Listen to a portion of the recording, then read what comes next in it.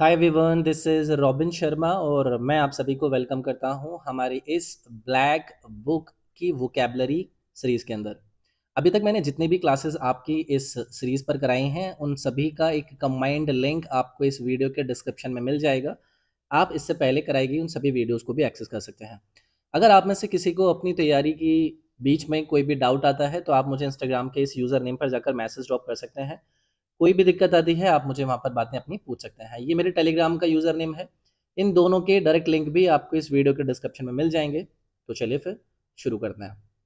जो पहला शब्द आपको दिया गया है वो दिया गया है रेटिसेंट। बहुत ही रेगुलरली और बहुत ही आम चाल की जो भाषा होती है वहाँ पर आप इस शब्द को यूज़ होते हुए देखते हैं।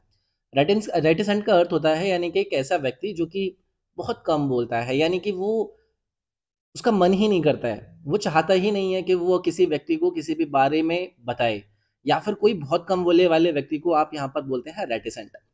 चलिए, इस शब्द के बारे में तो बहुत रेगुलरली क्योंकि ये यूज़ होता है तो हमें पता होता है, लेकिन इनके सिनोनिमस हमें पता होने चाहिए। सिनोनिमस में सबसे पहली जो चीज़ आएगी वो आएगा आपका बैशफुल। बैशफुल यानी कि ये आपका ना हिचकिचाहट रखेगा अपने अंदर किसी भी चीज़ को बोलने के लिए। आप एक और शब्द यूज़ करेंगे वो होगा आपका हेजिटेंट। हेजिटेंट एक बहुत अच्छा शब्द होता है। एक आपका और शब्द होता है जिसको हम मम बोलते हैं। ये एक आपका रिजर्व्ड हो जाता है। एक शब्द आपका रिजर्व्ड इसको लेकर यूज़ होता है। आप शाई यहाँ पर यूज़ कर सकते हैं। आप यहाँ पर साइलेंट यूज़ कर सकते हैं। मतलब कोई ऐसी चीज़ जहाँ पर आप या तो बोलना ही नहीं चाहते हैं या फिर आप बहुत कम बोलते हैं। ऐसे शब्द को लेकर जो आपके सिनोनिमस शब्द होते हैं वो मैंने सभी के सभी आपके सामने रखे। अब मैं अगर इनके विपरीत यानी कि विलोम शब्द की बात करूँगा तो ऐसा व्यक्ति जो कि कम बोल रहा था उसका ऑपोज़िट यानी कि विलोम क्या हो जाएगा? आप कहोगे कि जो बहुत ज़्यादा बोलने वाला होगा। यानी कि अगर कोई व्यक्ति बहुत ज़्यादा टॉकेटिव है, तो वो आपका बातूनी होगा, बहुत ज़्यादा बातें बनाना होगा। आप इसमें एक और शब्द यूज़ कर सकते हैं, अनशाई बोल सकते हैं या फिर कम्युनिकेटिव बोल सकते हैं। ये सभी के सभी क्या हैं? ये आपके ऑपोज़िट हैं, किसके? इसमें आउटगोइंग भी आप यूज़ कर सकते हैं एक शब्द, यानी कि बाहरी तौर पर कम्युनिकेट में इन्वॉल्व होना, कम्युनिकेशंस में इन्वॉल्व होना। तो रेटिसेंट था जो कि कम बोलता हो या फिर बिल्कुल ना ही बोलता हो। तो सिनोनिम्स भी हमने जाने और एंटोनिम्स भी हमने जाने। अगला जो वर्ड आपको दिया गया है वो है आपका सैक्रिलेज। सैक्रिलेज होता है कि एक ऐसा आपका एक्ट, यानी कि आपका कुछ ऐसा कृत्य जहाँ पर आप पवित्र चीज़ों को विदाउट रेस्पेक्ट ट्रीट करते हैं। आपने कई सारे ऐसे बैंड, ऐसा कई सारे सॉन्ग्स सुने होंगे जहाँ पर कहीं न कहीं किसी भी धर्म या फिर किसी भी चीज़ के अंदर अपनी मान्यता या फिर अपनी एक आस्था रखने वाले लोगों को कहीं न कहीं ये लोग अपमानित करने की कोशिश करते हैं, अपवित्रीकरण करने की कोशिश करते हैं। सिनोनिम्स यानी कि पर्यायवाची में सबसे सटीक और सबसे बढ़िया आपका जो वर्ड आता है वो आता है ब्लास्फेमी। ब्लास्फेमी का मतलब क्या होता है? किसी की मान्यता के ऊपर सवाल चिल्लाना, उनकी उनकी निंदा करने की कोशिश करना। या फिर आप इसमें एक और शब्द यूज़ कर सकते हैं, क्राइम इसमें एक बहुत शब्द सही बन जाएगा। कर्स यानी कि आप दूसरे को हमेशा शार्प वाली फीलिंग से देखते हैं। एक होता है आपका हेरेसी। ये भी कहीं न कहीं किसी दूसरे के प्रति आपकी आपत्तिजनक बातों से रिलेटेड होता है। आप यहाँ पर ऑफेंस भी यूज़ कर सकते हैं। ये आपके कुछ ऐसे शब्द रहेंगे जो कि सिनोनिमस रहेंगे सैक्रिलेज के। अब अगर मैं आपसे एंटोनिम की बात करूँ तो अगर कोई शब्द आपसे किसी के प्रति घृणा या फिर अपवित्रता को दर्शा रहा था, उसका ऑपोज़िट क्या हो जाएगा? आपकी काइंडनेस। भई आप किसी के प्रति काइंड हैं, आप किसी के प्रति बहुत ज़्यादा पायस हैं, आप इसमें पायटी यूज़ कर सकते हैं कि आप किसी का आदर करते हैं। आप प्रेज़ यूज़ कर सकते हैं, आप किसी के बारे में वाह-वाही करते हैं, उसकी अच्छाई की बात करते हैं, आप रिस्पेक्ट यूज़ कर सकते हैं। तो ये सभी शब्द क्या हो जाएँगे? ये आपके एंटोनिम हो जाएँगे सैक्रिलेज के। अगला जो वर्ड आपको यहाँ पर दिया गया है, ये आपसे कहता है क्या? सोनेट।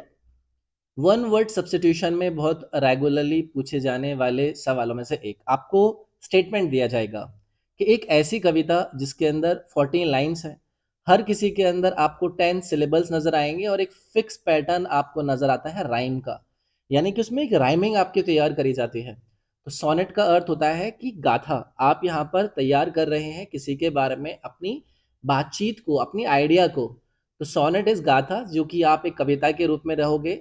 14 लाइन की कविता होगी। हर लाइन के अंदर जनरल वे में आपको 10 सिलेबल्स नज़र आएँगे जिनका एक पैटर्न आपको रिदमिक फॉर्म दे रहा होगा। ये होता है आपका सोनेट। वन वर्ड सब्स्टिट्यूशन में बहुत बार पूछा गया है। अगला देखिए, अगला ये आपसे क्या पूछ रहे हैं, ये पूछ रहे हैं आपसे थियोक्रेसी। अगेन देखो, ये वन वर्ड सब्स्टिट्यूशन के अंदर आपसे पूछा जाता है। आपको स्टेटमेंट दिया जाएगा कि बताइए कि वो सरकार किसी भी देश की जो कि वहां के रिलीजियस लीडर्स यानी कि धार्मिक गुरुओं के द्वारा चलाई जाती है, आप उसको कहते हैं थियोक्रेसी यानी कि धर्मशास्त्र। समझ रहे हो? तो कल को अगर आपसे पूछा जाएगा government by religious leaders of the country, that will be the theocracy. Okay. अगला आपको दिया गया है जेनोफोबिया। फोबिया के बारे में सभी को पता होगा। आप यहाँ पर किसी बात का अपने अंदर एक डराव रखते हैं, एक डर रखते हैं, आपको फोबिया हो जाता है, आपके अंदर नापसंदी होती है। ठीक है, नापसंदी यानी कि आप किसी के प्रति एक पॉजिटिव फीलिंग नहीं रहता है। तो जेनोफोबिया का अर्थ होता है कि आपके अंदर एक ऐसा डर जो कि बाकी दूसरे देशों के लोगों से आपको आता है। तो विदेशी लोगों को न पसंद करना जेनोफोबिया, या फिर a fear of people from other countries, that will be xenophobia. ये भी आपके वन वर्ड सब्स्टिट्यूशन के अंदर रेगुलरली पूछा जाता है कि बताइए fear of people from other countries, इसमें आपका जेनोफोबिया ही बनेगा। अगला है शब्द यार आपका अबॉलिश। सभी को पता होगा अबॉलिश का मतलब क्या होता है, किसी चीज को आपका समाप्त कर देना। तो अगर आप फॉर्मली किसी भी सिस्टम को खत्म कर रहे हैं, या फिर किसी प्रैक्टिस को, या फिर किसी संस्था को अगर खत्म कर रहे हैं, that means you are abolishing it. Synonymous शब्द के रूप में आपको क्या क्या चीजें नजर आएंगी? आपको एक बहुत ही कॉमन सा वर्ड नजर आएगा, एब्रोगेट। एब्रोगेट के अंदर भी आप किसी चीज को निरस्त करने की बात करते हैं। अनल आप एक बहुत कॉमन शब्द सुनते हैं। कैंसल की बात करूं, डिसॉल्व की बात करूं, और इसके अलावा क्या होगा, इरेडिकेट आप बोल दीजिए। इरेडिकेट भी आपका क्या होता है, किसी चीज को खत्म कर देना। आप किसी चीज को अगर नलीफाई कर रहे हो, दैट इज ऑल्सो जब आप उस चीज को समाप्त करने की बात कर रहे हो। अगर मैं इसके एंटोनिम की बात करूं, यानी कि इसके विपरीत शब्द की बात करूं, तो अभी यहाँ पर सिनोनिमस में आप इसका शब्द का अर्थ जान रहे थे कि किसी चीज को आप समाप्त कर रहे हो, एब्रोगेट कर रहे हो, डिसॉल्व कर रहे हो, कैंसिल कर रहे हो। लेकिन अगर मैं इसके ऑपोजिट में बात करूंगा, तो आप किसी चीज को अलाउ कर रहे होगे कि ठीक है हम निरस्त नहीं करते हैं, हम अलाउ करते हैं, हम किसी चीज को फिक्स कर रहे हैं, हम किसी चीज को अप्रूव कर रहे हैं, हम किसी चीज को क्रिएट कर रहे हैं, हम किसी चीज को स्टैब्लिश कर रहे हैं। ठीक है, तो ये क्या रहेंगे, इसके आपके एंटोनिम्स रहेंगे। किसके? आपके अबॉलिश के। इस सिनोनिम एंटोनिम पर बहुत ज्यादा ध्यान दिया करिए, उससे और ज्यादा इजी हो जाता है हमें किसी भी चीज को याद रखने में। ठीक है, अगला शब्द देखिए भाई। अगला शब्द ये क्या कह रहे हैं, अकम्प्लाइज। बहुत ही रेगुलरली आपको ये आपके न्यूज़पेपर्स के अंदर देखने के लिए मिलता है। तो आप ऐसे मान लीजिएगा कि कोई भी ऐसा व्यक्ति जो कि किसी अपने दूसरे साथी की हेल्प करता है किसी भी क्राइम को कमिट करने में, या फिर किसी चीज को गलत करने में, तो ऐसे व्यक्ति को उसका कहते हैं आप सह अपराधी। यानी कि किसी के अपराध में कोई दूसरे का शामिल होना उस व्यक्ति को टाइटल दे देगा कंप्लाइज का, यानी कि उस अपराध में उसका सह योग्यता रखना। अगर मैं आपसे पूछूं कि इसका सिनोनिम क्या बन जाएगा, तो आप इसमें एड कहोगे। एड यानी कि इसका साथी है। आप इसको एसोसिएट बोल सकते हैं। ठीक है, एसोसिएट हो जाएगा। को कॉन्स्पिरेटर बोल सकते हैं।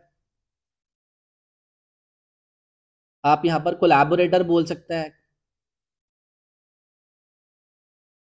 आप इसमें कॉन्स्पिरेटर, खैर वो तो हमने जान लिया। तो ये आपके क्या हो जाएंगे, इसके पर्यायवाची। और अगर मैं आपसे पूछूं कि इसका एंटोनिम यानी कि इसका ऑपोजिट क्या हो जाएगा, तो आप इसमें कहोगे कि जो मेरा साथी नहीं है वो मेरा क्या है, वो मेरा एनिमी है। आप इसमें किसी के ओपोनेंट की बात कर लेते हैं कि भाई ये तो मेरे विरोध में नजर आता है मुझे, जबकि ये वाली साइड क्या दे रही थी, ये तो आपका साथ देने की बात कर रही थी। एक और शब्द याद रखिएगा, एंटागनिस्ट। ये भी आपका वही होता है कि जब आप किसी के प्रति ऑपोजिट बातें रख रहे होते हैं, ऑपोजिट विचार रख रहे होते हैं। तो ये रहेंगे आपके अकम्प्लाइज के सिनोनिम्स एंड एंटोनिम्स। अगला जो वर्ड आपको दिया गया है वो है आपका एजेंडा। एजेंडा यानी कि आपकी कुछ मीटिंग्स के अंदर जो भी आइटम्स को आपको डिस्कस करना है उसकी लिस्ट। यानी कि आप ऐसे बोल सकते हैं, अगर मैं सिनोनिमस में चीज़ों को लूँ, कि अगर आप अपना टाइम टेबल सेट कर रहे हैं। What is a time table? आप निर्धारित कर रहे हैं ना उन सभी चीज़ों को कि कब कब आपको कौन कौन सी चीज़ें करनी है। आप प्लान की बात कर रहे हैं बेसिकली, कि मुझे करना करना क्या है। मेरे प्रोग्राम की बात कर रहे हैं कि मैं कैसे कैसे क्या क्या चीज़ें करने वाला हूँ। आप मेरे शेड्यूल की बात कर रहे हैं। ये सब क्या है, ये आपकी कार्य सूची यानी कि आपके एजेंडा को दर्शा रहे हैं। और अगर मैं आपसे पूछूं कि भैया इसका एंटोनिम यानी कि विरोधी क्या हो जाएगा, तो इसका विरोधी क्या होगा? इसके विरोधी में हमें जानने की ज़रूरत है नहीं वैसे। तो सिनोनिमस ही मेरे ख्याल से इसका आपको करेक्ट पार्ट इस प्रकार से दे सकते थे। आगे बढ़ते हैं। अगला जो वर्ड आपको दिया जा रहा है वो है आपका एपियरी। इसकी स्पेलिंग देख लीजिएगा, आप ऐसे मान लीजिएगा कि ये आपका ऐसा स्थान होगा, ऐसी प्लेस होगी जहाँ पर मधुमक्खियों को रखा जाता है। तो जहाँ पर आपकी मधुमक्खियों को रखा जाए ऐसे स्थान को आप क्या कहेंगे?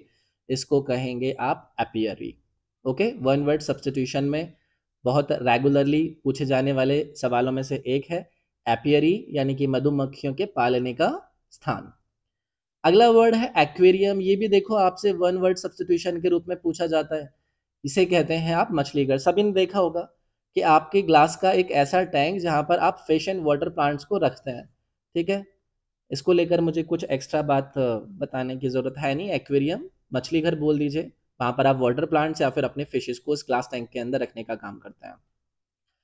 अगला जो वर्ड है वो है आपका अथीज्म। अथीज्म यानी कि नास्तिकता, आपकी ऐसी मान्यता या फिर आपकी ऐसी सोच कि जो भगवान है वो एग्जिस्ट करते ही नहीं है। अगर मैं आपसे बात करूं अथीज्म, तो यहाँ पर आप बात कर रहे हो नास्तिकता। अगर मैं इसके सिनोनिमस की बात करूं तो सिनोनिमस शब्द बहुत इंपॉर्टेंट हो जाएंगे। इसमें आप एक शब्द यूज करोगे निहिलिज्म, मतलब आपके अंदर कोई इस प्रकार की फीलिंग ही नहीं है कि क्या यार ये इधर उधर की बातें मत करो। आप यहाँ पर डिसबिलीफ की बात करोगे कि आपको किसी पर विश्वास ही नहीं है, ये सब फालतू की बातें आपको लगती हैं, आप डाउट करोगे। ठीक है, इसके अलावा आप गॉडलेसनेस बोल दीजिए। ठीक है, आप यहाँ पर हैर से भी बोल सकते हैं। हैर से के अंदर भी तो वही होता है कि आप अपमानता की बात कर रहे होते हो, आप किसी दूसरे की फीलिंग और दूसरे के विचारों के ऊपर सवाल उठा रहे होते हो। अगर मैं एंटोनिम्स की बात करूं तो एंटोनिम्स में आपका क्या हो जाएगा? यहाँ पर आप बिलीव नहीं कर रहे थे तो यहाँ पर आप बिलीव कर लोगे कि आपको बिलीफ है। आप यहाँ पर ट्रस्ट करोगे, आप यहाँ पर पाइटी शो करोगे, यानी कि भगवान के प्रति अपना आदर शो करोगे। आप यहाँ पर रिलीजन शब्द को भी यूज कर सकते हैं, यानी कि धार्मिकता की भी बात कर सकते हैं। आप यहाँ पर गॉडलीनेस की भी बात कर सकते हैं, यानी कि भगवान है। तो ये थे आपके एथिज्म के सिनोनिम्स एंड एंटोनिम्स। अगला जो वर्ड आपको दिया गया है वो है ऑटोक्रेसी। ऑटोक्रेसी होता है एक तंत्र, यानी कि एक प्रकार की ऐसी सरकार की प्रणाली किसी भी देश के अंदर जहां पर कंप्लीट जो शक्ति यानी कि पावर होती है वो एक व्यक्ति के पास होती है। कोई सुप्रीम पावर होती है जो कि सारे के सारी आपकी कम्युनिटी को, आपकी सरकार को क्या कर रहे होते हैं? चला रहे होते हैं। तो अगर मैं इसमें सिनोनिम्स की बात करूं तो इसके सिनोनिम्स में आपको नजर आ जाएगा एक बहुत ही सटीक शब्द, डेस्पोटिज्म। यानी कि एक सिंगुलर कोई एंटिटी है, उसके पास आपने सारी पावर रखी हुई है। आप इसमें डिक्टेटरशिप यूज कर सकते हैं। डिक्टेटरशिप में भी तो वही होता है कि आप वहां पर एक व्यक्ति को देख रहे होते हैं जो कि अपनी सारी की सारी बातों को चला रहा होता है। अगर मैं इसके एंटोनिम की बात करूं तो यहाँ पर आपने जाना कि आपकी वो प्रणाली सरकार को चलाने की जहां पर एक व्यक्ति के हाथ में पावर थी। अब अगर मैं कहूं कि भाई सबके हाथ में दे दो, यानी कि डेमोक्रेसी की बात कर लो, तो डेमोक्रेसी क्या हो जाएगा? आपका प्रजातंत्र हो जाएगा। वहां पर एक व्यक्ति नहीं है, वहां पर आपकी जनता हो जाएगी जिसके हाथ में पावर होगी। तो ये इसका सिनोनिमस यहाँ पर बन जाता। अगला जो वर्ड दिया गया है वो है आपका एवियरी। देखो मैंने अभी पीछे आपको एपियरी के बारे में बताया था। एपियरा आपका वो वाली जगह थी जहां पर आप मधुमक्खियों को रख रहे थे। और अगर मैं एवियरी की बात करता हूं तो ये होती है आपकी पक्षीशाल, यानी कि आपका वो स्थान जहां पर आप बर्ड्स को रखते हैं। वन वर्ड सब्स्टिट्यूशंस के अंदर ये वाला सवाल भी आपका रेगुलरली पूछा गया है। इसके बाद अगला एक और आपके सामने वन वर्ड सब्स्टिट्यूशन आता है, इसको हम कहते हैं आपका बैलेड। बैलेड होता है जहां पर आप अपने किसी भी गीत के अंदर किसी गाथा का वर्णन कर रहे होते हैं, एक ऐसा गीत या फिर एक ऐसी कविता जो कि किसी स्टोरी यानी कि कहानी को आपके सामने प्रदर्शित करती है। तो आपसे सिंपल सा आपका एसएससी पूछेगा कि अ सॉन्ग और a poem that tells a story is what, तो आप कहोगे that will be the ballad. अगला है यार आपका बिब्लियोग्राफी। बिब्लियोग्राफी यानी कि आपकी बुक्स या फिर आपके आर्टिकल्स की एक ऐसी लिस्ट जो कि आपकी किसी पर्टिकुलर विषय या फिर किसी पर्टिकुलर ऑथर के बारे में आपको जानकारी देती है, यानी कि आपके ग्रंथों की सूची। इसको आप नाम देंगे बिब्लियोग्राफी का। ठीक है, तो यार ये थी आपकी इस ब्लैक बुक की एक और वोकैबलरी वीडियो। कंप्लीट जो प्लेलिस्ट है उसका लिंक आपको इस वीडियो के डिस्क्रिप्शन में मिल जाएगा। अगर आपको सेशन पसंद आया तो आप इस वीडियो को लाइक ज़रूर कीजिएगा। आपको ज़्यादा फर्क पड़े या ना पड़े, बट मुझे मोटिवेशन ज़रूर मिलता है। आप इस वीडियो को शेयर कर सकते हैं, चैनल को सब्सक्राइब करके ये बेल आइकन प्रेस करके ऑल वाला जो बटन है उसको प्रेस कर लीजिएगा। बाकी इंस्टाग्राम की बात करें, टेलीग्राम की बात करें, इन सभी चीज़ों के जो लिंक हैं वो आपको इस वीडियो के डिस्क्रिप्शन में मिल जाएँगे, आप उनको वहाँ से यूज़ कर सकते हैं। तो मिलता हूँ आपसे अपनी अगली वीडियो के अंदर, अपना ख़्याल रखिएगा। Thank you, take care, bye bye.